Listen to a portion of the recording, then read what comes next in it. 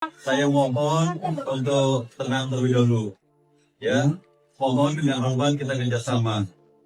Saya kesini hadir untuk menyelesaikan permasalahan ini. Saya ada pihak karena teman-teman semuanya. Sabar dulu, saya akan bicara dengan beliau. Saya hadir ke sini ini untuk membela masyarakat, membela.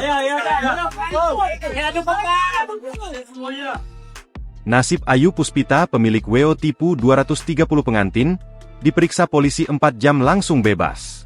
Setidaknya 230 pasangan tercatat menjadi korban penipuan wedding organizer Ayu Puspita. Jumlah tersebut terungkap setelah para korban membuat grup khusus. Total kerugian ratusan korban mencapai 16 miliar rupiah. Menurut kesaksian para korban, WO by Ayu Puspita diduga memasang pola penawaran yang sama, harga kompetitif, janji pelayanan premium, dan paket lengkap yang tampak begitu menggiurkan. Salah satu korban bernama Tami mengungkap, pihak WO telah dibawa ke Mapolres Jakarta Utara, Minggu, 7 Desember 2025. Para korban ikut hadir, berharap mendapatkan penjelasan dan keadilan atas kekacauan yang menimpa mereka. Namun menurut Tamai, jawaban yang diterima masih jauh dari memuaskan. Beberapa korban yang acaranya telah terlaksana dimintai keterangan lebih lanjut. Namun bagi korban yang pernikahannya masih di masa mendatang, proses hukum belum dapat dilakukan, karena kasusnya dianggap belum termasuk tindak pidana penipuan.